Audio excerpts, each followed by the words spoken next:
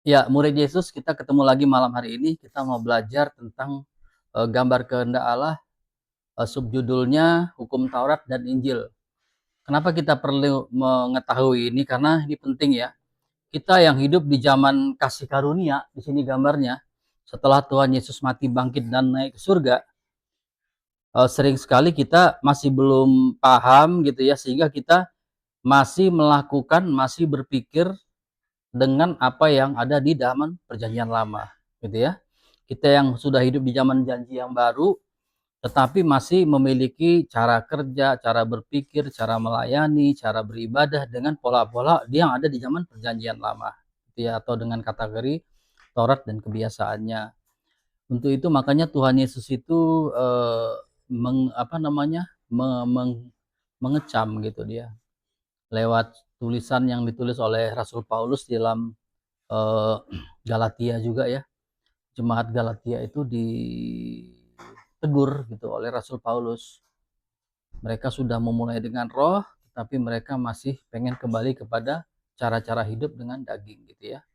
Terus kemudian di Yohanes juga, Yohanes murid juga menuliskan di kitab Efesus gitu ya, mereka ditegur juga karena mereka meninggalkan kasih yang mula-mula. Karena kasih yang mula-mula itu memang diawali dari saat Tuhan Yesus mati, bangkit dan naik ke surga. Ya, saat Tuhan Yesus memberikan tubuh dan darahnya gitu ya. Dan disertai dilanjutkan dengan Roh Kudus yang tercurah kepada orang-orang kudusnya seperti itu. Itulah yang disebut dengan kasih yang semula. Kasih yang semula itu diartikan adalah kasih karunia. Kasih karunia itu berarti Tuhan Yesus memberikan ini ya, anak itu memberikan tubuh dan darahnya. Anak ini kan firman yang kemudian menjadi manusia ya. Makanya disebut anak manusia karena dia lahir dari rahimnya Maria sendiri.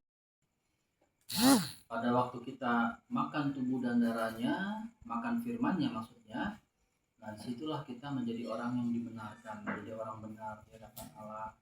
Itulah kasih semula. Gitu ya.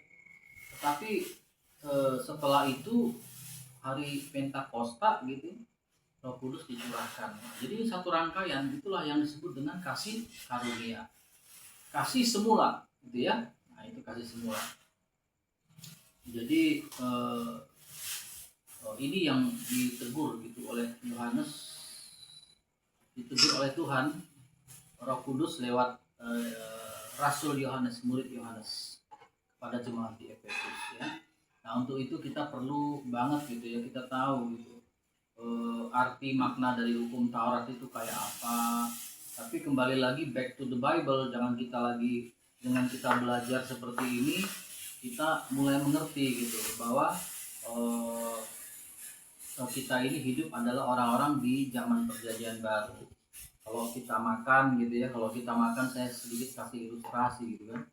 Kalau kita makan itu kan kita tahu kadang-kadang dengan ciri khas makanan itu kita tahu ini makanan dari daerah mana atau dari mana gitu. Langsung image kita sudah tahu. Contoh misalnya kita lagi makan ya, makan yang manis gitu misalnya ya. Oh, kita tahu ini, kita bilang ini kayaknya cita rasa Jogja gitu kan. Jawa Tengah gitu. Tapi kalau kita makan itu ya lah ya, kita makan apa namanya yang pedes, asin, langsung kita image-nya udah tahu nih cita rasanya rasa Jawa Timuran gitu kan. Tapi kalau kita makan nuansanya banyak lalapan, yang segar-segar, sambal-sambal pedas segar, kita bisa langsung tahu ini cita rasanya Sunda gitu kan. Jadi dari rasa makanan itu kita tahu ini ciri khasnya apa gitu ya. Nah sama, karena gini kan, kita kan ada tubuh, jiwa dan rohnya ini seperti ini. Kalau tadi yang pertama itu kita dengarkan kita sedang bicarakan makanan buat tubuh kan.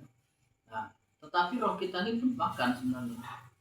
Dia beda makanannya sama kalau tubuh ini kan dia makanannya itu, makanannya dari apa yang tumbuh di debu tanah, dari debu tanah, nasi, beras, telur dan segala macamnya. Tetapi roh kita ini makanannya itu eh, firman Tuhan gitu loh. Nah, pada waktu kita mendengarkan firman Tuhan entah lewat khotbah, entah lewat apa saja itu media sosial atau apa, kita bisa tahu pada waktu kita merasakannya, kita bisa tahu oh ini Taurat gitu loh, ini nuansanya gospel atau Injil gitu ya, seperti itu. Jadi kita bisa tahu ini seperti apa. Jadi kita nggak salah. Ini rasanya kita bisa tahu. Kalau misalnya kita ada rasa takut pada waktu mendengarkan firman, kalau tidak ada rasa kemerdekaan pada waktu kita mendengarkan itu, ya, mendengarkan khotbah gitu ya, atau mendengarkan sharing gitu ya, ada rasa apa ya, rasa tidak merdeka, rasa tertuduh, rasa tertekan, rasa takut seperti gitu, kita langsung bisa mengidentifikasi ini khotbahnya Taurat gitu ya. Tetapi kalau kita mendengarkan firman itu ada sukacita, ada damai sejahtera gitu, ada apa namanya, ada rasa terima kasih kita kepada Tuhan gitu, kepada Tuhan Yesus ya. Di situ kita sedang mendengarkan kabar yang baik sebenarnya. Jadi seperti itu kita bisa tahu. Nah, adalah di Alkitab cerita seorang perempuan ya, Maria Magdalena gitu ya. Dia dikenal datang sama Tuhan Yesus. Kemudian orang tahu kalau dia adalah perempuan Sundal gitu kan. Yang ada di situ ada Tuhan Yesus, ada perempuan Maria Magdalena, terus ada lagi orang Farisi, ada lagi yang lain-lain Pak gitu kan. Orang mungkin ada kelompok lain lagi. Nah, kelompok orang Farisi ini langsung mengeluarkan Tauratnya gitu. Dia mengatakan ini perempuan ini berzina, perempuan ini pesundal gitu ya. Dalam hukum Musa kita harus lemparin, kita harus bunuh gitu ya. Seperti itu, dia merasa diintimidasi, dituduh, ditekan gitu ya. Nah, Tuhan Yesus itu cuma nulis saja dia di tanah gitu ya. Dan dia tidak mengatakan apa-apa juga. Nah, pada waktu Tuhan Yesus tanya, adakah yang tidak berdosa, dia yang paling pertama kali melemparkan batunya gitu kan. Tapi ternyata tidak ada yang melempar batunya gitu. Akhirnya mereka bubar. Terus kemudian Tuhan Yesus juga tidak menuduh orang ini. Ya, karena dia maha tahu. Dia tahu orang ini berdosa memang. Karena dia Allah yang maha tahu kan, omniscience dia. Terus dia bilang, dosamu sudah diampuni, pulanglah dengan selamat gitu kan, dia bilang gitu kan, dan jangan berbuat dosa lagi gitu kan. Nah, pada waktu itu perempuan Sundal ini mendengarkan kabar baik gitu, mendengarkan sukacita gitu ya,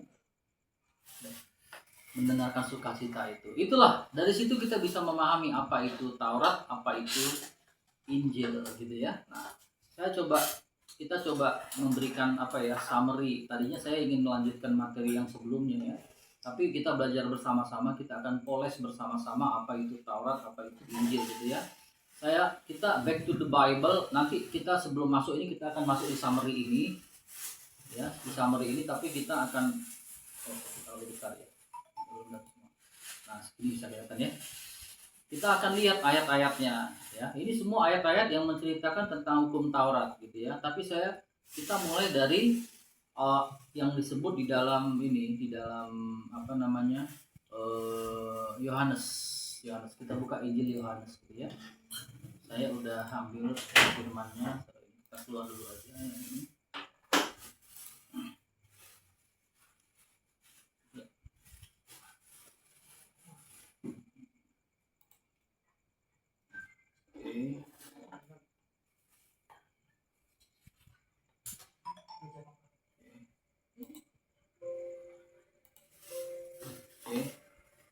Kita buka Alkitab kita di dalam Yohanes 1 ayat 17.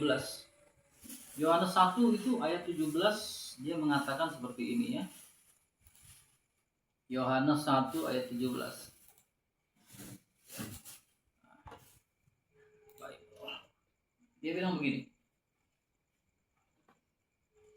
Dari semua ayat-ayat yang saya coba kumpulkan, nanti kita akan bikinkan tabelnya supaya kita bisa lebih paham gitu ya. Sebab hukum Taurat diberikan oleh siapa? Musa gitu ya. Hukum Taurat itu disampaikan oleh Musa. Tetapi kasih karunia dan kebenaran datang oleh Yesus. Kasih karunia dan kebenaran itu datangnya dari, kalau hukum Taurat datangnya oleh Musa, gitu ya. Jadi kalau kita lihat cat kita itu kan gini ya. Di zaman perjanjian lama, Tuhan itu berbicara kepada manusia, tapi diwakili oleh bangsa Yahudi. Dia cuman berbicara di mata Tuhan Yesus. Di zaman janji yang lama ini cuma ada dua kelompok manusia, orang Yahudi dan non Yahudi, ya, orang Yahudi dan non Yahudi, seperti yang saya jelaskan di gambar ini ya. Di mata Tuhan, orang di zaman perjanjian lama itu cuma ada dua kelompok, orang Yahudi dan orang non Yahudi. Padahal di dunia pada waktu itu banyak sekali bangsa-bangsa lain juga, ada bangsa Cina gitu ya di zaman janji lama ini, ya. Ada bangsa lain-lain lah, banyak lah, bangsa Mesir juga ada gitu kan, bangsa-bangsa lain. Tapi di mata Tuhan cuma melihat cuma dua, Yahudi atau non-Yahudi, yang China, yang Mesir, yang apa, yang orang Romawi atau orang India, itu termasuk non-Yahudi, termasuk kita pun non-Yahudi gitu ya. Nah, Tuhan itu memilih satu bangsa dari sekian banyak bangsa untuk menyampaikan firman-Nya. Itu disampaikannya kepada satu bangsa, yaitu Yahudi, ya. Taurat, makanya hukum Taurat itu diberikan kepada bangsa Yahudi, ya. Jadi Tuhan berperkara kepada orang Yahudi. Dimulai dari zaman Musa gitu ya, diberikan apa, 10 hukum Taurat kan, 10 hukum Taurat. Bangsa lain kan nggak diberikan 10 hukum Taurat, makanya bangsa lain itu tidak mengikuti perintah 1, perintah 2, perintah 3 sampai 10 itu kan, itu kan. Tetapi bangsa Yahudi ini diberikan hukum Taurat. Apa isinya hukum Taurat pada waktu diberikan? Nah, ini kita buka rangkuman saya ya kan. Nah ini di dalam mana ini? Di dalam Keluaran 20 ayat 2:17. Dia bilang begini, akulah Tuhan Allahmu. Ya, jangan membuat bagimu. Yang kedua, jangan membuat bagimu patung yang menyerupai apapun yang ada di langit. Ya, jadi yang pertama itu perintahnya akulah Tuhan Allahmu. Itu hukum Taurat yang pertama kan. Dan jangan ada Allah padamu Allah lain, gitu kan, dia bilang gitu kan. Nah, jangan membuat bagimu patung, dia bilang begitu kan. Jangan membuat bagimu patung. Nah, seperti itu kan. Nah, terus kemudian akulah Tuhan Allah, jangan Allahmu, gitu kan. Jangan ada Allah lain padamu. Nah ini kan. Terus yang ketiga apa? Jangan menyebut nama Tuhan Allah dengan sembarangan, gitu dia bilang. Ya. Kenapa begitu? Jangan menyebut nama Tuhan Allah sembarangan. Karena gini, pada waktu sampai yang keempat ya. Yang keempat apa? Kuduskanlah hari Sabat. Perintah paupaton gitu kan. Nah ini perintah Tuhan. Ini hukum Taurat ini. Ini diberikan kepada yang tadi. Bangsa ini, bangsa Yahudi tadi kan. Bangsa Yahudi diberikan. Sedangkan bangsa Yahudi nggak menerima itu. Yang menerima cuma bangsa Yahudi yang diberikan. Perintah itu diberikan kepada bangsa Yahudi, hukum Taurat itu. Isinya yang tadi itu yang kita baca, 4 ya. Nah, tetapi pada waktu alam semesta ini dicipta, kembali lagi gambar ini, alam semesta ini dicipta, di situ diberikan surga ya. Ini adalah dunia rohani. Kemudian ada yang agak arsiran, ini adalah dunia materi. Ya, dunia rohani ini duluan diciptakan, kemudian di dalam dunia rohani ini diciptakanlah para malaikat. Ya di situ kan, seperti kita udah belajar sebelumnya kan. Kalau kita lihat, nah di sini para malaikat diciptakan ya. Kalau kita lihat gambar kita yang di atas, gitu kan. Nah, gitu kan, para malaikat. Di antara para malaikat itu ada penghulu malaikat. Nah, malaikat di antara malaikat ini ada satu malaikat nih, penghulu malaikat. Dia hendak menyamai yang maha tinggi, betul kan? Dia hendak menyamai yang maha tinggi. Dia pun mau jadi Tuhan gitu loh. Makanya dia dibuang ke bumi, diperangkap dalam belenggu abadi. Itu kita baca kemarin, sudah kita pelajari kan, nanti ayat-ayatnya sudah. Tapi kita sedang tidak mengupas itu kan. Dia dibuang di sini, diperangkap di sini, ya, diperangkap di alam maut ini. Nah, apa kehendak daripada si iblis itu? Dia ingin menjadi Tuhan. Dia ingin menjadi yang disembah, ya, yang ingin orang lain beribadah kepada dia. Yang kedua, ya kan? Dia ingin menjadi Allah. Jadi perintah Tuhan yang pertama itulah pertama kejatuhan dari si iblis. 1-4 ini adalah aspek dari kejatuhan dari iblis sebenarnya. Dia ingin menjadi yang disembah dan beribadah. Jangan sujud menyembah kepadanya. Dan buktinya sekarang banyak sekali orang-orang menyembahin. Betul kan? Dia nanti-anteknya. Ini aspek kejatuhan iblis. Dia mau menjadi Tuhan, dia ingin menjadi yang disembah. Terus dia ingin menjadi nama yang disebut. Ya kan? Banyak di tempat-tempat lain ada nama-nama ilah-ilah yang mau disembah. Ada dewa inilah, dewa itulah. Gitu kan muncul. Padahal kita sudah, Tuhan Yesus mengajarkan kita berdoa. Bapa kami yang di surga, kuduskanlah namamu. Artinya apa? Dikuduskan itu artinya bukan dikuduskan dari dosa moral etika, nggak nipu, nggak nyuri. Dikuduskan itu artinya dipisahkan gitu. Dikuduskan itu artinya kades. Kades itu artinya dipisahkan. Jadi pada waktu surga itu diciptakan, sebenarnya di sini diberikan nama apa tadi? Namanya dia Allah, Yahweh tadi. Ya kan? Tetapi ada nama-nama lain yang ingin disembah, termasuk si Lucifer ini. Makanya doanya dikuduskan artinya dipisahkanlah namanya Allah ini, Yahweh yang waktu ini, nama Allah ini dari semua nama yang muncul. Ada dewa ini, dewa itu, segala macam muncul kan dalam sejarah manusia ada kan? Itu nggak sama maksudnya gitu. Dikuduskan itu artinya dipisahkan, bahwa nama Allah itu berbeda sama nama yang lain. Panggil si itu tuh Yeremia. Nah, jadi dipisahkan. Karena apa? Karena ada nama-nama lain, nama dewa-dewa ya juga yang ingin disembah gitu loh. Makanya doanya begitu kan, dikuduskanlah namamu, dipisahkanlah. Bahwa nama Allah itu berbeda sama nama ilah-ilah gitu loh. Ilah-ilah itu tidak layak untuk disembah, gitu kan? Kira-kira gitu kan? Nah, terus aspek yang ketiga apa? Ingat dan kuduskanlah hari Sabat. Hari itu dipisahkan. Jadi dalam hari Sabat itulah hari di mana kita mengingat manusia sebagai Allah yang menciptakan. Ya. Dia berhenti pada hari Sabat mengingat Allah yang menciptakan. Tetapi iblis itu menyangkal itu semua. Dia menolak itu semua. Sehingga dia tidak menolak untuk menjadikan hari Sabat itu adalah hari yang dipisahkan, dikuduskan. Dia mengganggu semua apa yang tata cara, tata ibadah, tata inilah semua yang terjadi, tata tertib lah yang ada di surga. Ini 4 ini adalah aspek kejatuhan dari iblis sebenarnya. Ya kan? Ya kan 4 ini kan? Nah, itulah yang kemarin kita ceritakan 4 aspek dosa ini yang dibawa oleh si iblis kepada si Hawa. Pada waktu kalau kamu makan buah pengetahuan, kamu pun jadi Allah, dia bilang gitu. Betul kan? Kamu nggak mati, kamu jadi Allah. Artinya apa? Kamu menjadi Allah, kamu menjadi yang disembah, kamu yang menjadi dipanggil-panggil orang, gitu kan?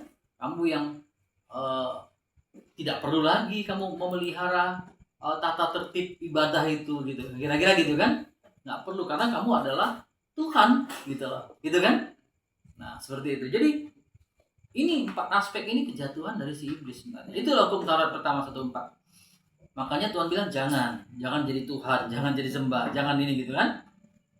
Terus yang kelima, hormatilah, jangan membunuh. Ini munculnya kapan? Sampai ini baru 5, jangan hormatilah ayah dan ibumu, jangan membunuh, jangan berzina, jangan mencuri, jangan mengucapkan saksi dusta, jangan mengingini rumah sesamamu.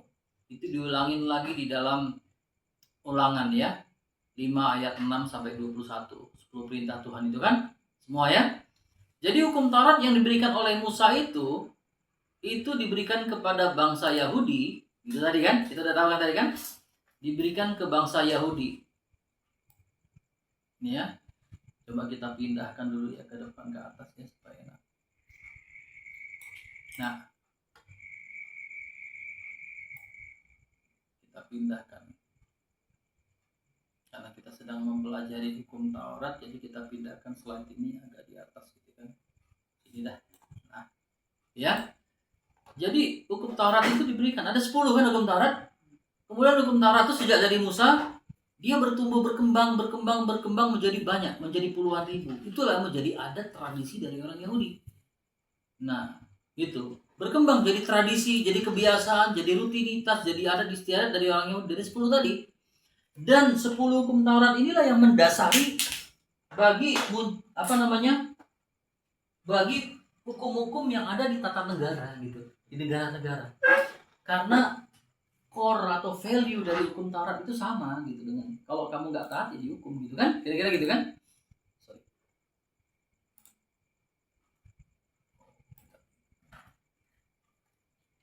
Jadi itu yang kita pelajari, apa sih sebenarnya makna dari hukum Taurat itu. Ini dari sedikit agak pelajaran jadinya ya, biar kita paham. Nggak apa-apa kita ulang-ulang, nanti kita kita dalami lagi ya. Gini, jadi hukum Taurat itu ada 3 jenis yang ada hukum yang di dalam hukum Taurat itu. Ada hukum moralnya, jadi ada hukum seremonialnya, ada hukum yudisialnya ya. Dalam hukum moral tuh gini, hukum moral itu adalah bagian dari hukum kodrati yang memimpin manusia ke arah kebaikan. Jadi ada core-nya gitu loh kalau orang bilang. Hukum moralnya apa dalam hukum Taurat itu? Itu yang kita gali kan. Terus kemudian ada yang namanya hukum seremonialnya, yang berupa menjadi hukum seremonial bukan suatu ekspresi untuk memisahkan sesuatu yang sakral dari yang duniawi berdasarkan prinsip-prinsip kodrat tadi. Hukum yang kodrat tadi ya, hukum moral tadi, kodrati ya.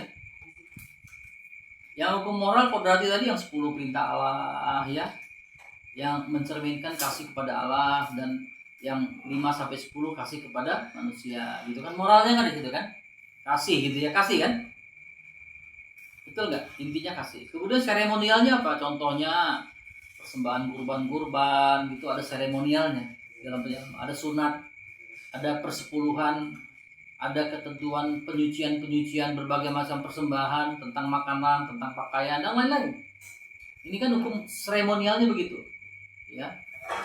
Terus kemudian nanti hukum seremonialnya setelah zaman itu dimulai, itu nanti dibaharui sejak dari kedatangan Tuhan Yesus, ya. Itu ya seremonial ya. Nah, ada apalagi banyak ya. Nah, sukacita malah dapat melebihi 10. Nah, itu kan dibaharui ya. Itu seremonial ya. Tetapi ada hukum yudisialnya di situ. Seremonial itu jadi seperti kebiasaan, rutinitas mereka, ini harus begini, itu begitu ya. Nah, ada yudisialnya. Yudisial itu maksudnya peraturan-peraturannya, kalau enggak peraturan ya dosa, gitu kan? Sanksi gitu atas peraturan lainnya. Sanksi jika hukum perpuluhan dilanggar maka apa, gitu kan? Dosa, maka upah dosa adalah maut, gitu kan?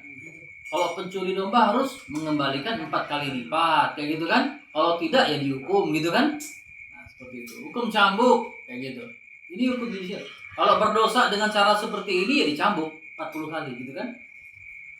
Kalau mata ya diganti dengan mata, gigi diganti dengan gigi, kayak gitu ya. Ada darah, itu yudisialnya begitu. Jadi setiap pelanggaran ada hukumannya, gitu loh.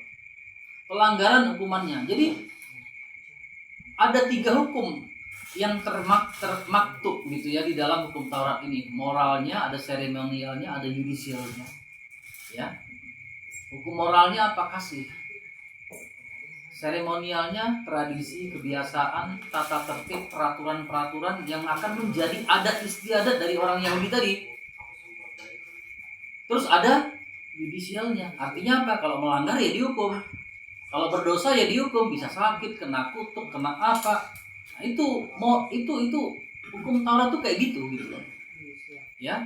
Jadi kalau orang hukum Taurat itu kalau sakit berdosa, itu langsung orang tahu ini sakit. Siapa yang berdosa? Langsung begitu. Ya kan? Karena dia belajar nih hukum yudisialnya nih. Ya.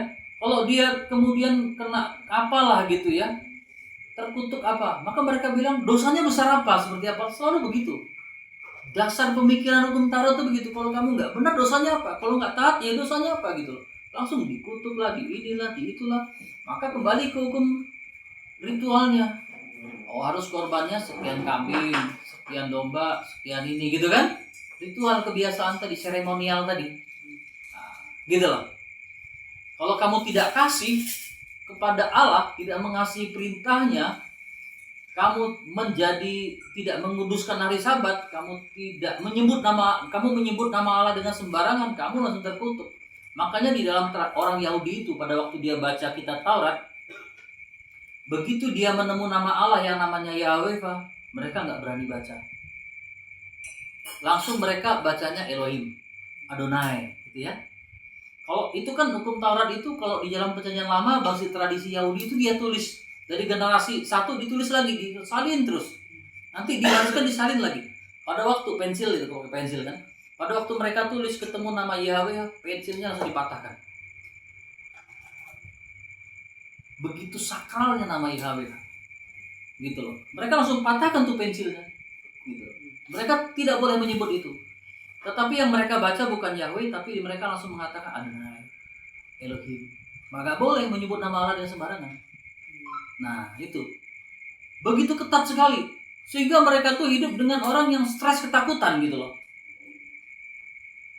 Nggak bisa lolos dari hukum Taurat. Yang tadinya cuma 10 diberikan zaman Musa, walaupun sebelumnya Musa sudah ada Taurat itu sebenarnya, cuman belum dituliskan gitu ya. Itu dikatakan dalam kitab-kitab itu nanti yang kita baca ya kan. Jadi seperti itu. Begitu ketat sekali. Orang itu penuh dengan ketakutan, penuh dengan perbudakan, penuh dengan tidak kemerdekaan.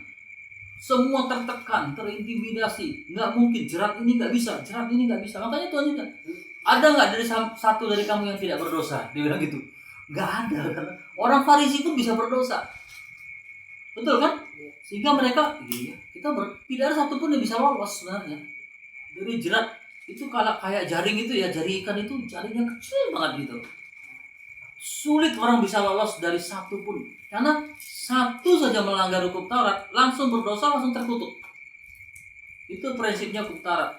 Dia isinya cuma menuduh, kamu dosa ini, kamu ini, kamu itu, kamu ini. Itu ya prinsip dasarnya. Ya hukum Taurat itu. Dan itu diberikan dulu kepada siapa? Orang Yahudi. Terus gimana nasibnya orang Yahudi? Betul kan? Dia hidup dengan apa? Kalau orang Yahudi dikasih hukum Taurat, terus orang yang Yahudi, nah ini Roma 2 ayat 14. Betul kan? Mereka hidup dari, kita naik lagi ya. Jadi hukum Taurat ini kan? Ini kan kita baca ya, terus ya. Kita terus baca. Saya udah kumpulin dari mulai Matius. Jadi kunci dari hukum Taurat itu tadi itu. Aku berkatamu sesungguhnya selama belum lenyap langit dulu 1 iota, ingat ya, Tuhan tidak meniadakan hukum Taurat, ya 1 iota pun ya, tapi menggenapinya. Kenapa harus tidak ditiadakan? Supaya tahu mana yang digenapi, ya. Kalau tidak ada hukum Taurat, apa yang digenapi? Betul kan? Tetapi makanya tidak boleh ditiadakan, karena dengan ini kita bisa tahu 100% dari hukum Taurat digenapi oleh Dia. Nah, gitu ya. Maka 1 iota tidak boleh tidak ada. Karena 1 iota tidak digenapi, tidak sah. Digenapi oleh siapa? Tuhan Yesus. Makanya ditanya oleh murid-murid dalam Matius 22, guru hukum, kita kan back to the Bible banner ini, bukan inspirasi saya ini kan. Murid, orang-orang tanya kan, guru mana yang terutama dalam hukum Taurat? Terutama dalam hukum Taurat ya. Apa dia bilang? Kasihilah Tuhan Allahmu dengan segenap hatimu dan dengan segenap akal budimu. Itulah hukum yang terutama dan yang pertama. Dan hukum yang kedua yang sama dengan itu ialah kasihilah sesamamu manusia. Jadi inti dari hukum Taurat itu kasih. Kasih itu beda. Kasih itu apa? Kasih itu muncul dari kita mengasihi. Keluar dari kita untuk mengasihi Tuhan. Keluar dari diri kita untuk mengasihi sesama. Nah, ya? Ada perbuatan dari kita untuk mengasihi Tuhan. Ada langkah, ada perbuatan, ada pikiran dari kita untuk mengasihi sesama. Betul kan? Makanya kasihilah Tuhan Allahmu dengan segenap kekuatanmu. Pikiran, perkataan, kekuatan, kecerdasan, kasihi. Berarti dari pikiran kita berusaha mengasihi Tuhan. Dari pikiran kita, dari diri kita berusaha untuk apa? Mentaati perintah Tuhan. Betul kan? Itu kasih. Kasihilah kalian. Itu apa ditanya? Inti dari hukum Taurat itu apa? Kasih. Betul ya? Itu kan Alkitab bilang kan? Nggak salah ya, benar ya. Markus 12 bilang, lalu seorang ahli Taurat yang mendengar Yesus dan orang Saduki bersoal jawab dan tahu nih Taurat sama Saduki ini sepakat ini. Karena mereka tuh punya pandangan yang berbeda. Bahwa Yesus memberi jawab tepat kepada orang itu dan katanya, hukum manakah yang terutama?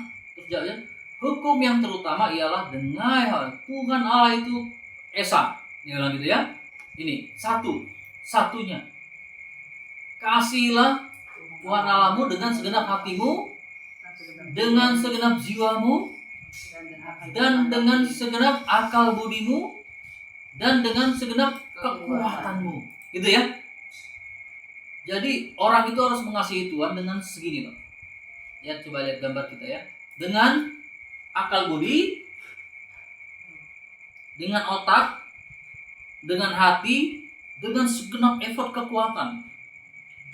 Ya, artinya dengan kecerdasan kita, dengan kemampuan kita harus mengasihi Tuhan Allah. Itu inti dari hukum Taurat begitu.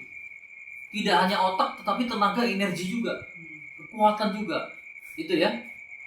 Nah, itulah inti dari hukum Taurat. Sudah jelas ya? Kasih ya. Terus Lukas 16, hukum Taurat. Kita masuk ke Lukas, apa kata Lukas itu kan? Hukum Taurat dan kitab para nabi berlaku sampai zaman Yohanes Pembaptis ini. Jadi, ini kan Alkitab bilang ya, hukum Taurat dan kitab nabi itu berlakunya sampai zaman Yohanes. Kita ada di zaman mana? Setelah itu gitu ya kan? Bukan kata saya loh itu. Kita ada di sini. Makanya saya sayang sekali kalau misalnya ada yang nggak datang. Ya, cuman sampai di sini. Hukum Taurat dan kitab para nabi sampai di zaman Yohanes. Ya, bukan saya yang ngomong loh itu. Alkitab yang ngomong. Ya, nanti kita rangkumkan itu. Ya. Nah, ini kan kita udah tahu ya. Ini tadi yang kita sudah baca, 10 perintah Tuhan di zaman Musa dikasihkan ya kan? Gitu ya. Dia diberikan oleh Musa. Tetapi hukum kasih karunia, bedanya kasih sama kasih karunia apa? Nah, kalau kasih itu dari kita yang berusaha. Kalau kasih karunia, gitu loh, anugerah. Ya, itu bedanya. Hukum Taurat itu kasih, gospel itu kasih karunia, gitu loh. Kalau kasih itu kita berusaha dari dalam diri kita, dengan upaya kita, dengan perbuatan kita. Tetapi kalau kasih karunia, karena Tuhan yang menganugerahkan. Anggap ya, kalau kasih karunia itu coming, masuk ke dalam kita. Itu yang membuat beda hukum Taurat dan gospel. Ya, kalau hukum Taurat itu kasih. Kalau hukum Injil kasih karunia, gitu. Ya, bukan dengan upaya kita, tetapi karena pengorbanan Tuhan Yesus, gitu loh. Ya, nangkap ya, mulai ngerti ya? Dalam kan? Oke. Ini kan dikatakan, saya maju lagi kita ke kitab Kisah Para Rasul. Kamu telah menerima hukum Taurat yang disampaikan oleh siapa? Para malaikat. Tetapi kamu tidak menurutinya, gitu loh. Dia bilang gitu kan? Anggap ya. Jadi firman Tuhan yang disampaikan ini disampaikan oleh para malaikat. Itulah yang Musa ketemu malaikat di Semak Duri. Itulah malaikat YHWH. Dialah yang berfirman kepada Musa, berkata kepada Musa untuk menyampaikannya.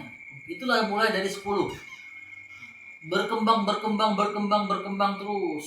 Selama itu malaikat Tuhan mengajarkan Musa, begini loh, harus ada merpati dikorbankan, harus ada begini, harus ada kambing, harus ada begini, bikinlah bait Allah, bikinlah tabut Allah, bikinlah ini, bikinlah ritual semua, bikinlah semua itu.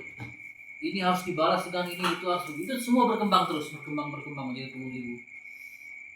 Yang tadi kita udah bilang menjadi tradisi, yang ada seremonialnya, ada yudisialnya, ada hak kodratnya gitu.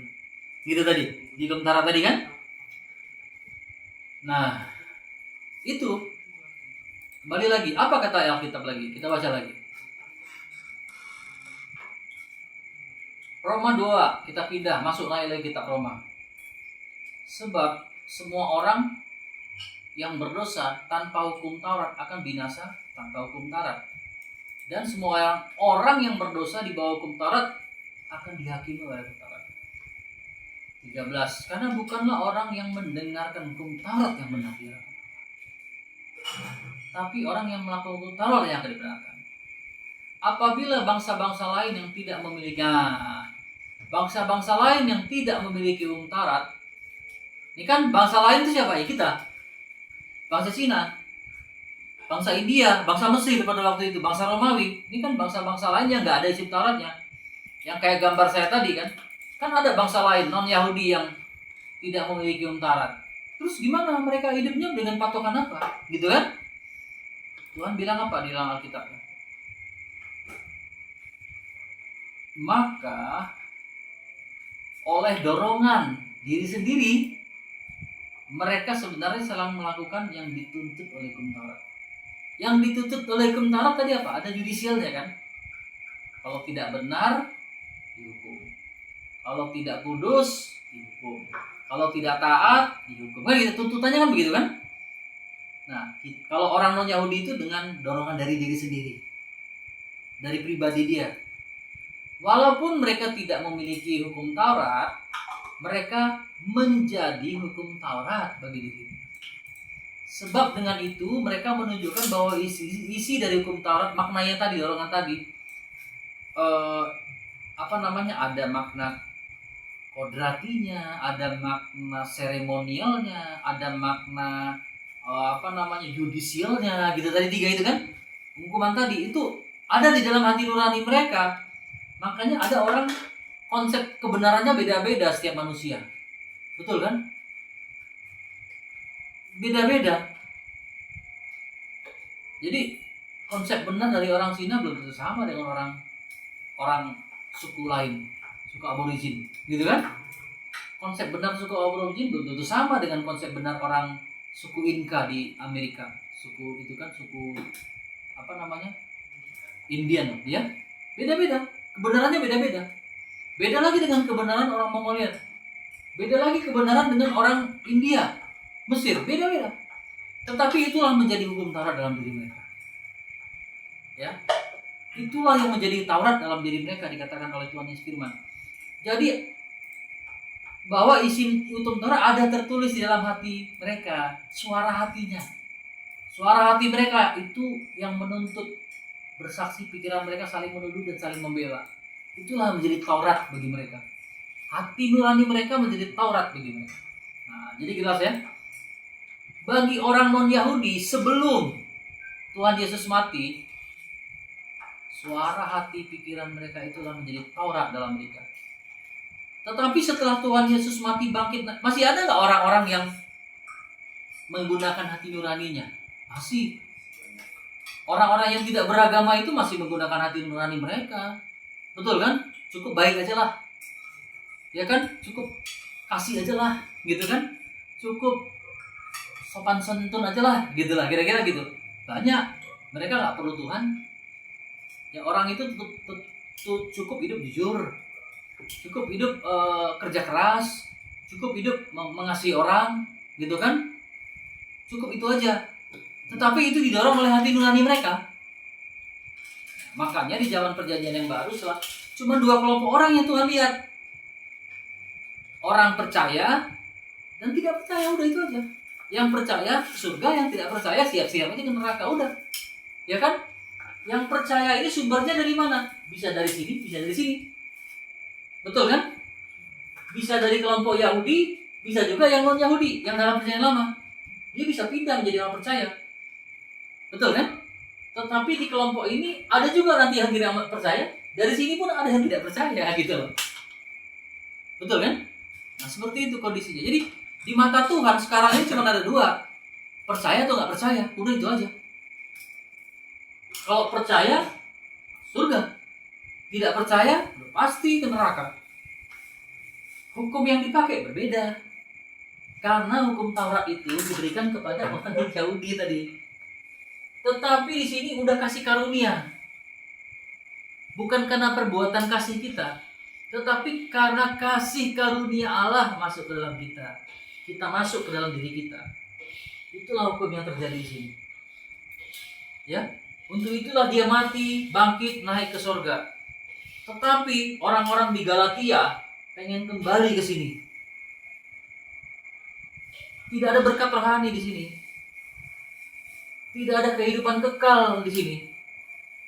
Tidak ada. Yang ada cuma berkat jasmani. Makanya mereka pinter-pinter. Mereka kaya-kaya. Mereka peraih Nobel. Mereka itu banker-banker hebat. Jago intelijensinya. Peraih Nobel itu 70% orang Yahudi. Yang kaya-kaya itu yang George Soros apa segala. Ya, orang Yahudi, karena mereka orang yang diberkati, tapi secara fisik gitu. Makanya kalau di sini ada berkat secara rohani, maka mereka sudah mendapatkan kehidupan kekal. Tuhan Yesus nggak perlu mati bangkit naik ke surga, gitu loh. Kalau di sini ada hidup kekal, ada berkat rohani, Tuhan Yesus nggak perlu mati. Ya, Tuhan Yesus nggak perlu mencurahkan tubuh dan darah. Tetapi karena di sini tidak ada berkat rohani, yang ada berkat jasmani, daging, berkat daging, semua itu kepentingan daging di sini. Berkatnya pun berkat daging, kutuknya pun kutuk daging, gitu, ya. Maka Tuhan Yesus mencurahkan darahnya supaya bisa kita mendapatkan berkat rohani. Itu prinsip yang utama. Masih banyak lagi kan, kita baca lagi ayatnya biar kita makin dalam, makin lama makin dalam, ya. Sebenarnya sayang nih nggak ikut hari ini, tapi nggak apa-apa, kita akan bahas lagi supaya paham, jangan sampai nggak paham, ya. Naik ke Roma 3. Jika demikian, apakah kelebihan orang Yahudi dan apa gunanya sunat? Banyak sekali. Dan di dalam segala, pertama-tama kepada mereka dipercayakan firman Allah, ya. Ini kan dasarnya saya bilang kenapa cuman kepada mereka dipercayakan 10 perintah Tuhan, hukum Taurat cuman kepada mereka. Ayatnya gitu kan. Loncat lagi kayak Roma 3 masih yang 19. Itu semua Roma itu cerita tentang hukum Taurat. Tetapi kita tahu bahwa segala sesuatu yang tercantum dalam kitab Taurat ditujukan kepada mereka yang hidup di bawah hukum. Siapa itu?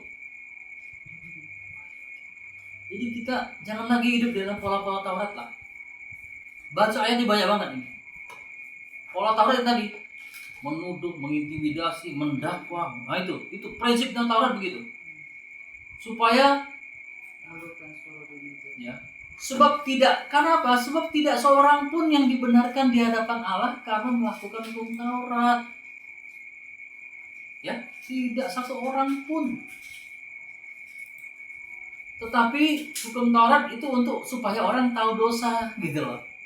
Kan gini, kalau misalnya gini, kalau tidak ada hukum Taurat, orang nggak tahu mencuri itu dosa.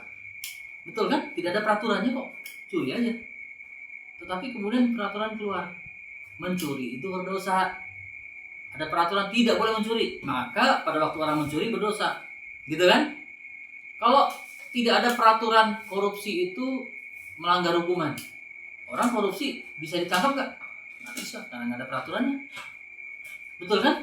Tetapi karena ada peraturan korupsi itu kena pidana, hukuman penjara, gitu kan? Nah, makanya orang korupsi pidana, gitu kan? Tapi kalau nggak ada peraturan itu, nggak ada alasan orang itu di penjara. Gitu kira-kira kan? Jadi hukum Taurat itu supaya orang tahu apa itu yang namanya dosa, gitu. Kami yakin bahwa manusia dibenarkan itu bukan karena hukum Taurat, tapi karena bukan karena ia melakukan hukum. Jadi dibenarkan karena, ingat ya, dibenarkan karena iman, bukan karena melakukan apa? Baca lagi ayat terus. Jika demikian, adakah kami membatalkan hukum Taurat karena iman? Sama sekali tidak, katanya gitu kan. Sebaliknya dia meneguhkannya, gitu ya. Supaya kita tahu apa, gini loh. Seorang petinju itu hebat bisa tahu seorang petinju hebat kalau dia punya lawan yang hebat. Betul kan? Tanpa ada lawan tanding, kita nggak tahu petinju itu hebat, jago, gitu kan? Ilustrasinya gitu. Tanpa ada hukum Taurat, kita nggak bisa kenal dosa, gitu loh. Apa itu dosa, orang bilang, ya kan? Kita bisa kalau ada lawannya. Lawannya dari hukum kasih karunia, hukum Taurat. Supaya kita bisa tahu berlimpah-limpah kasih karunia Tuhan itu, kita tahu begitu banyaknya hukum Taurat ini yang nggak bisa kita lolos, ya kan? Ada puluhan ribu. Bagaimana itu stres loh orang orang perjanjian lama ini stres ini. Kenapa? Itu kayak kita naik motor, sennya nggak ada, sennya nggak bawa, lampunya mati. Terus apa lagi? Semua lah, ya kan? STNK-nya nggak ada, gitu misalnya gitu kan? Terus apa lagi? Misalnya gitu, spionnya juga nggak ada. Kalau kita bawa kendaraan gitu kan, platnya nggak ada, misalnya gitu lagi. Jadi banyak sekali masalahnya gitu. Itu baru 10. Kalau ini puluhan ribu. Kalau dirilis panjang berapa? Nah, kebaca itu. Itu bacalah berapa banyak itu. Puluhan ribu tuh kayak gimana bicara? Ya kan? Jadi itu ketakutan. Nggak kena yang satu, kena yang dua. Nggak kena spion, kena STNK. Nggak kena STNK, kena lampu. Nggak kena lampu, kena spion. Nggak kena spion, kena helm. Nggak kena helm, kayak gitu tuh. Jadi terjerat kuat sekali gitu. Kayak gitu kalau kita lagi berkendaraan motor kan. Kira-kira gitulah, atau berkendaraan mobil gitu kan.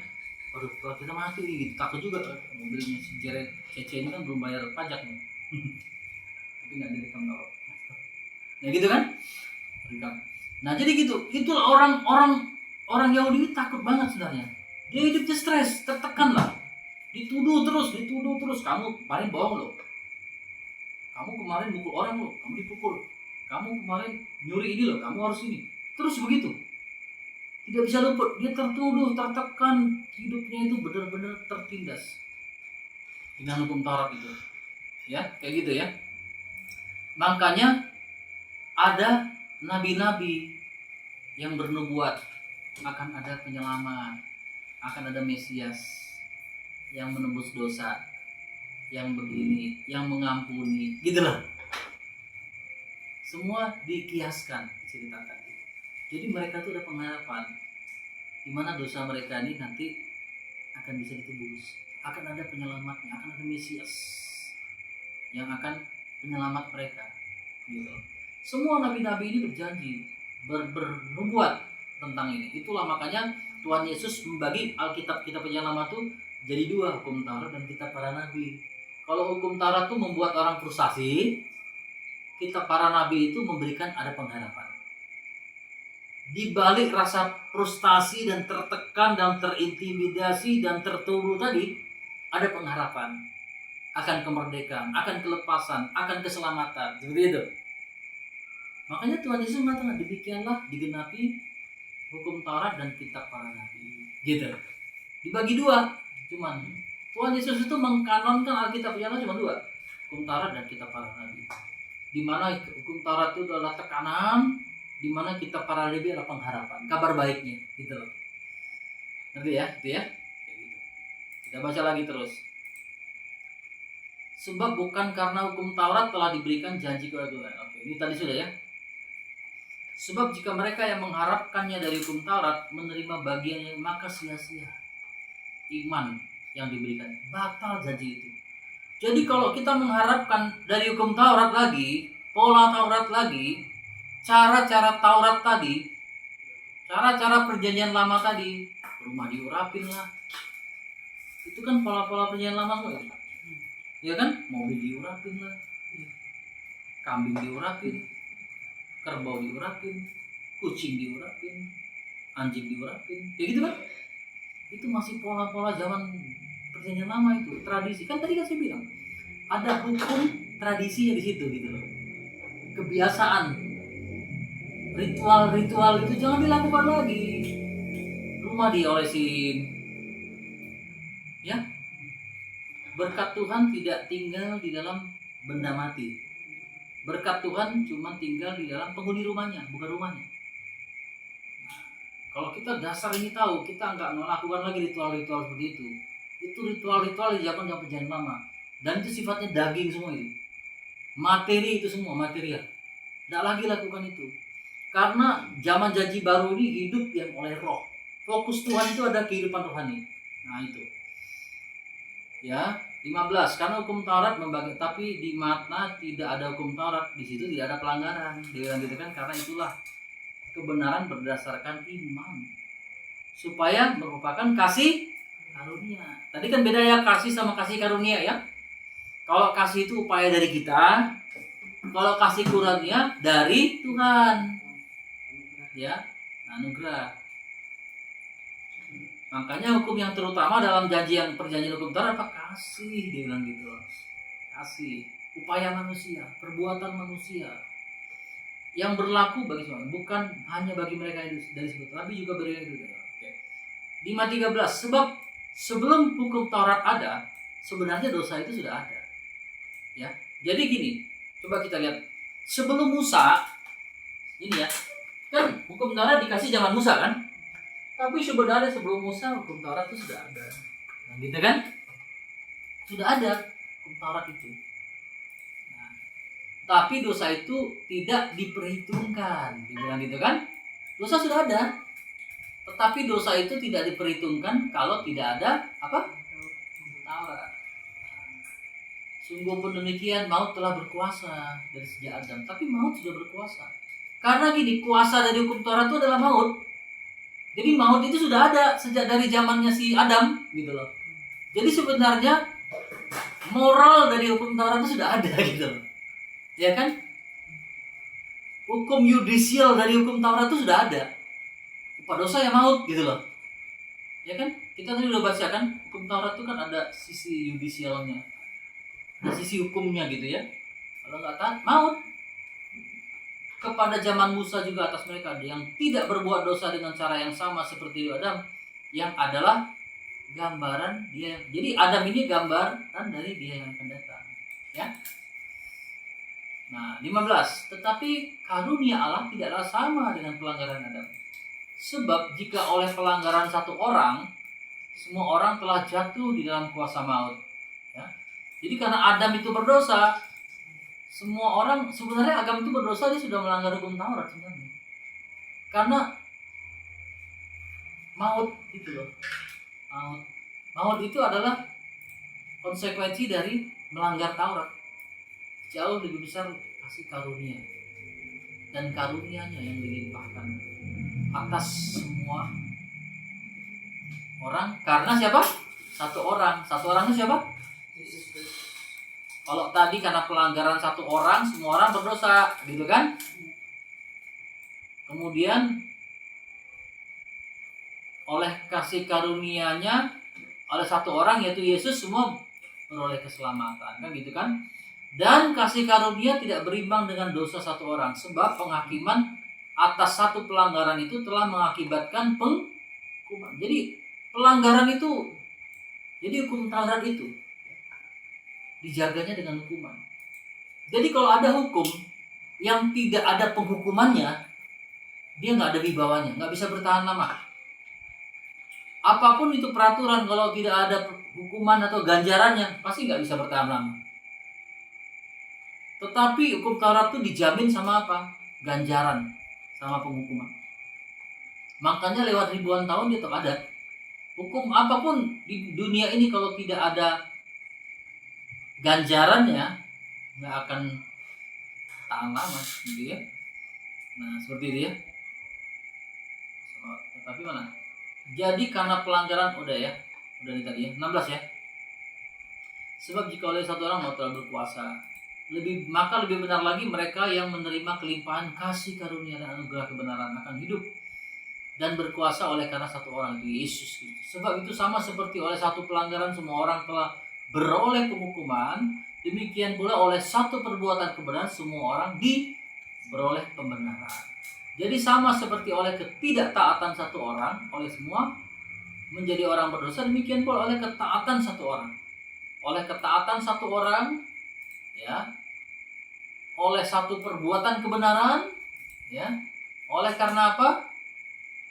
Karunia oleh karena satu orang. Nah, gitu kan Semua kan dikatakan ke satu orang. Tetapi hukum Taurat ditambahkan supaya pelanggaran manusia menjadi semakin banyak. Jadi hukum Taurat itu terus ditambahkan waktu itu, supaya pelanggarannya makin banyak. Dan jika di mana dosa bertambah banyak, nah ini ya, kalau kita tahu dosa bertambah banyak, maka kita bisa tahu kasih karunia yang berlimpah-limpah. Ngerti ya? Jadi semakin banyak dosa ini, kita bisa tahu kasih karunia Tuhan itu berlimpah-limpah gitu loh. Ya. Jadi seorang petinju hebat kalau dia berhasil mengalahkan seorang lawan tanding yang hebat, yang hukum Taurat sedemikian hebatnya, tetapi kasih karunia lebih besar daripada itu. Nah, seperti itu mau dijelaskan ya, supaya sama seperti dosa ini kan, di mana dosa bertambah banyak, maka kita bisa tahu kasih karunia menjadi berlimpah-limpah. Ada kan perumpamaannya, ini orang berdosanya minta ampun lah, katanya gitu kan. Ada cerita di Alkitab gitu kan. Tetapi karena begitu banyak dosanya, dia bisa melihat ada perempuan yang tadi yang meminyaki kaki Yesus gitu kan. Ingat kan itu? Murid-murid aja tidak melakukan itu. Tetapi perempuan ini, perempuan Magdalena itu tadi yang tadi saya cerita tadi, dia membawa minyak, meminyaki kaki Yesus. Dia bilang karena begitu banyak kasih karunia yang dia alami, karena dia ini merasa orang berdosa banget, udah gak layak banget. Akhirnya dia bisa merasakan begitu besar kasih karunia dari Tuhan, sehingga dia meminyaki kaki Tuhan Yesus. Gitu loh. Tidak satu pun dari muridnya melakukan itu kan. Tetapi perempuan ini karena dia begitu berdosa, begitu banyak dosa yang dia lakukan, sehingga dia meminyaki kasih Kristus. Gitu. Gitu maknanya. Ya, Roma 6, naik lagi ke Roma 6. Sebab kamu tidak dikuasai lagi dosa, karena kamu tidak berada di bawah. Jadi ingat ya, kita tidak lagi di bawah hukum Taurat. Kita berada di bawah kasih karunia. Itu kan ayatnya bilang kan? Tidak lagi di bawah tradisi Taurat. Tidak lagi di bawah nilai-nilai dan value dari hukum Taurat. Tidak lagi berada di bawah aturan-aturan tradisi dari Taurat. Kebiasaan-kebiasaan Taurat. Gitu ya. Kalau kita berarti ada di istiadat kita gitu loh maksudnya kan. Kita bukan orang Yahudi. Ya kan? Kalau sebelum kita hidup dengan tradisi nenek moyang kan, kita sudah tidak lagi di bawah itu gitu loh. Tradisi semua di bawah daripada hukum Allah. Jangan terbalik, tradisi di atas hukum kasih karunia gitu loh. Tapi di bawah gitu loh. Supaya kita bisa tahu. Baca lagi ya. Jadi bagaimana apa kita akan berbuat dosa karena tidak berada di bawah Taurat gitu. Kita udah tidak berdosa lagi, ore, kita bebas. Tidak, sekali-kali tidak gitu kan. Ya, sekali-sekali tidak. Sebab itu saudara-saudaraku, ayat 7 ya. Naik lagi ke Roma 7 ya. Nanti dibacalah semua kitab Roma ya. Sebab itu saudara-saudaraku, kamu juga telah mati bagi hukum Taurat. Kita sudah mati bagi hukum Taurat oleh tubuh Kristus. Kalau kita kan hati nurani kita. Kita mati dari hati nurani kita. Mati dari, kalau orang Yahudi oleh hukum Taurat, kita hukum Tauratnya hati nurani kita, pikiran kita, pribadi kita. Kita udah mati dari situ. Supaya kamu menjadi milik orang lain, itu milik Dia yang telah membangkitkan kita dari antara orang mati agar berbuah bagi Allah. Sebab waktu kita masih hidup di bawah daging, dulu kita hidup di bawah daging kan, maksudnya nggak ada hal-hal yang rohani, hawa nafsu dosa yang dirangsang. Jadi hukum Taurat tuh merangsang ini nih, apa? Dan ya, dia bekerja dalam anggota tubuh kita. Buahnya apa? Maut. Tetapi sekarang kita telah dibebaskan dari hukum Taurat. Aneh ya, sudah dibebaskan tapi kok masih pengennya masih ke Taurat lagi gitu loh. Menuduh, mendakwa, menghakimi. Itu pola Taurat semua. Makanya kemarin saya sampaikan. Sayang kalau ada dari murid yang tidak ikut sesi sekarang ini. Kalau saya buka semua ayatnya, kitab Roma, Matius, Markus, Lukas, Yohanes, Roma, Kisah, gitu loh. Jadi nggak ada yang meleset gitu loh.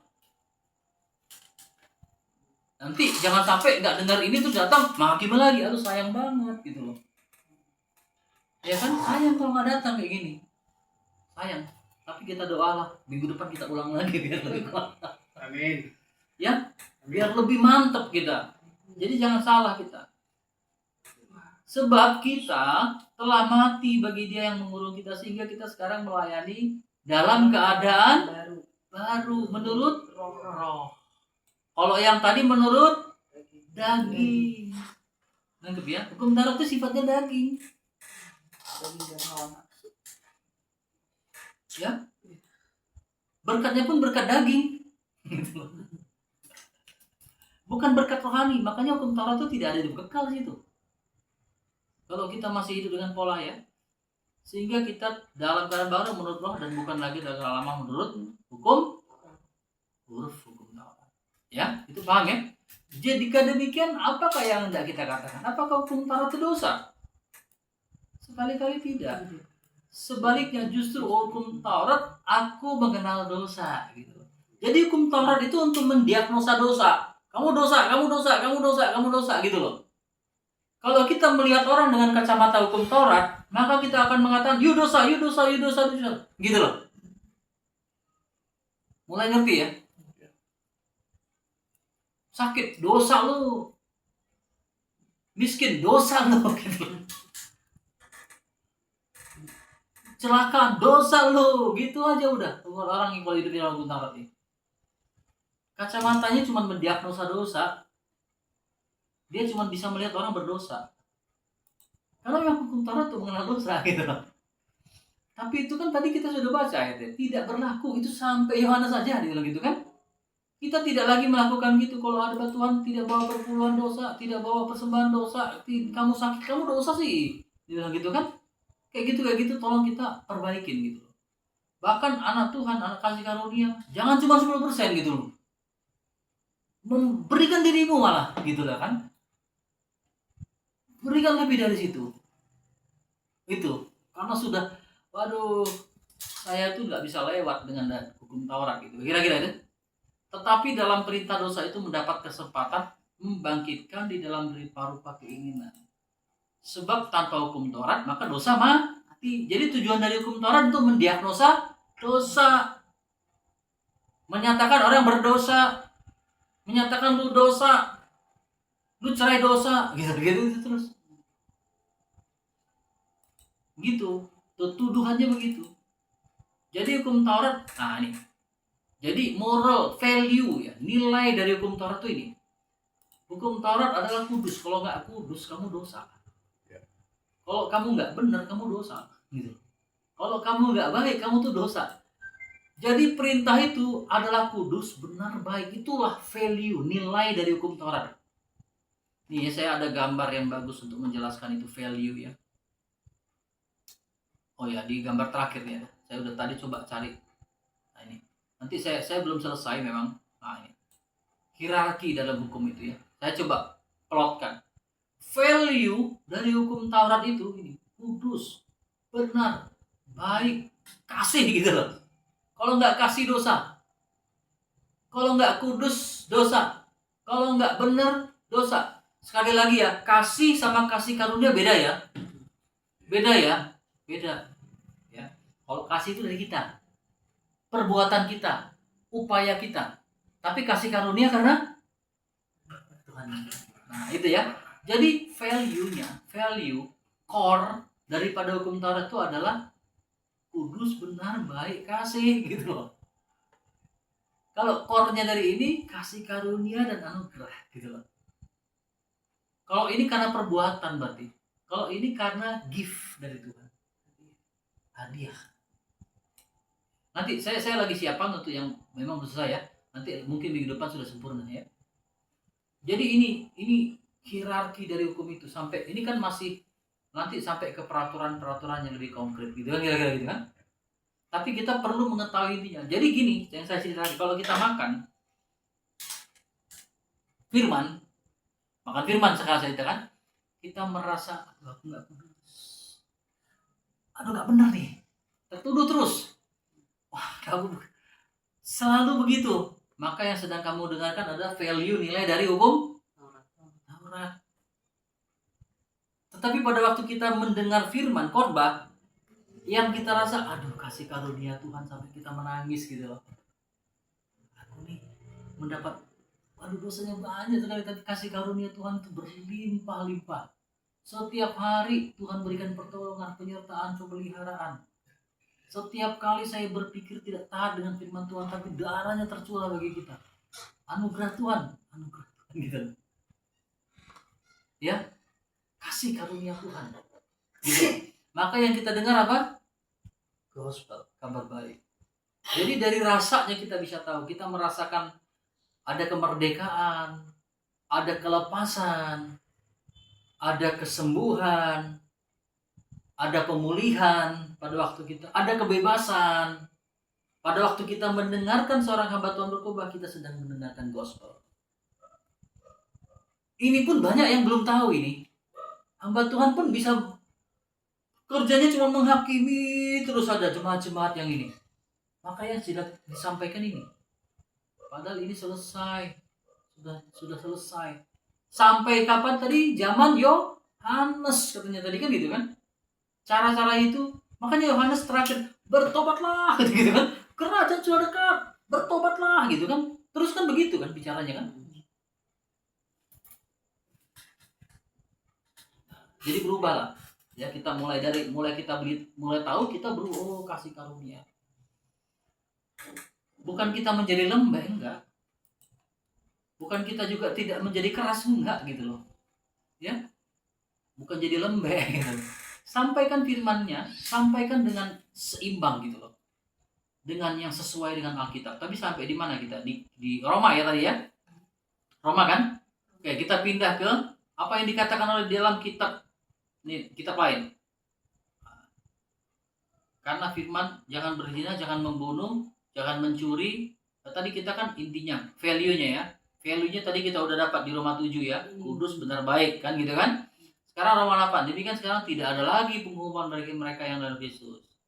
Roh yang memberi hidup telah memerdekakan. Jadi kalau kita merasakan rasa merdeka, tidak diintimidasi dengan rasa takut lagi, itu kita sedang menerima gospel. Kalau masih ada rasa tidak merdeka, takut, berarti sedang menerima hukum dosa, hukum maut, gitu ya. Apa yang tidak mungkin dilakukan hukum Taurat karena tak berdaya oleh daging, telah dilakukan oleh Allah. Jadi hukum Taurat itu daging ya. Dengan jalan mengutus anaknya sendiri dalam daging, yang serupa dengan daging yang dikuasai dosa. Karena dosa, ia telah menjatuhkan hukuman atas dosa di dalam daging tadi, supaya tuntutan hukum Taurat digenapi di dalam kita dan tidak hidup menurut daging lagi. Tidak hidup menurut hukum Taurat lagi maksudnya. Ya. Karena hukum Taurat itu daging sifatnya. Sebab Kristus adalah kegenapan dari hukum Taurat, sehingga kebenaran diperoleh tiap-tiap orang yang percaya kepada Dia. Itu Roma ya. Sebab Musa menulis tentang kebenaran karena hukum Taurat, orang yang melakukannya akan hidup karenanya gitu ya. Roma 10:13, janganlah kamu berutang apa-apa kepada siapapun juga, tapi hendaklah kamu saling mengasihi sebab barang kasih kan? Ya, dia sudah menulis hukum Taurat, kasih kan ini ya. Kasih itu diulang lagi sama dia, Roma 13. Karena firman jangan berzina, jangan bunuh, jangan mencuri, jangan begini. Kasihilah sama manusia seperti dirimu. Itulah kunci dari hukum Taurat. Karena kasih itu adalah kegenapan hukum Taurat.